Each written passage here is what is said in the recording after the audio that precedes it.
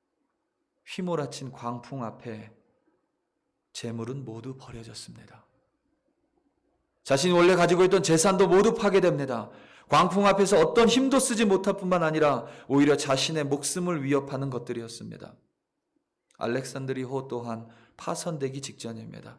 생명의 소망까지 잃어버린 276명의 배에 탄 사람들 가운데 오직 사도 바울만이 하나님의 자리에 서 있었습니다. 자신의 욕망이 아니라 사람의 생명을 그 무엇보다 소중하게 여긴 사도 바울. 자신의 생명이 떨어져도 좋으니 자신의 동족이 구원받기 원한다고 간청할 만큼 생명을 귀하게 여긴 사도 바울. 유로글로라는 광풍 속에서도 그는 하나님의 자리에 서 있었기 때문에, 바로 하나님을 믿는 그 믿음의 자리에 서 있었기 때문에 그는 그 자신을 구원할 뿐만 아니라 276명의 목숨을 구한 하나님의 사람이 될 수 있었습니다. 우리 사랑하는 성도 여러분, 욕심이 잉태한 즉 죄를 낳고 죄가 장성한 즉 사망을 낳느니라. 예수님의 동생인 야고보의 말입니다. 우리는 욕망이라는 것은 무섭게 여기면서도 때론 하찮은 욕심은 그저 당연하다듯이 여기고 그 욕심 가운데로 뛰어들 때가 있습니다. 여러분 반드시 기억하시기 바랍니다. 그 욕심 때문에 나에게 광풍이 몰아올 수 있고, 나 때문에 누군가에게 광풍이 몰아쳐 찢기고 파괴되고 깨트려질 수 있다는 사실입니다. 그것을 알고 있다면, 그것을 기상예보를 보듯이 우리가 예상할 수 있는 일이라면 우리는 그 광풍이 불어오기 전에 그 광풍을 불러일으키는 그 우리의 욕망과 욕심을 절연히 잘라버려야 되는 줄로 믿습니다. 단순히 이만큼 욕심 부렸던 것을 이제 내가 하나님 믿으니 요만큼만 욕심 부리자가 아닙니다. 내가 이렇게 욕심 부리고 살았다면 하나님, 마치 내가 잡혀질 것처럼 잡히지 않는 그것을 쫓아 살았다면 이제 하나님 절연히 끊어버리고 오늘 이 시간 사도 바울처럼 하나님의 자리로 가겠다 결단하시기 바랍니다. 그리하여 광풍을 막으실 뿐만 아니라 행여나 내 주변에 누군가 때문에 광풍이 몰아칠 때라도 하나님의 자리에 서 있기 때문에 나는 구원받을 것임을 확신하고 뿐만 아니라 나의 276명, 나에게 맡겨주신 그들을 구원을 위하는, 구원받게 하는 주님의 도구가 되시기를 예수님의 이름으로 축원합니다. 우리 시간 다 함께 기도하시겠습니다. 하나님 아버지, 참으로 감사합니다. 하나님, 때로는 알 수 없는 폭풍이 있고 말씀에 순종했기 때문에도 찾아오는 폭풍도 있고 말씀에 순종하지 않았기 때문에 오는 폭풍도 있습니다. 분명히 우리가 예상할 수 있는 유라굴로 광풍도 있습니다. 분명히 예상할 수 있음에도 불구하고 그 욕망 가운데 뛰어들어 미친 광풍을 만드는 우를 범하지 않게 하여 주시옵소서. 욕망에 사로잡혀 사람의 생명보다 재물을 더 귀히 여기지 않는 자 되게 하시고, 욕심에 두 눈이 멀어 하나님의 뜻을 저버리는 우리들 되게 하지 않게 하여 주시옵소서. 행여나 내가 지금 욕망의 자리에, 욕심의 자리에 서 있다면 하나님 이제 결단합니다. 하나님의 자리로 가겠습니다. 하나님의 자리에 서겠습니다. 그리하여 생명을 살리고 생명을 전하는 주의 도구가 되겠습니다. 예수님의 이름으로 기도드립니다. 아멘. 우리 다 함께 일어나셔서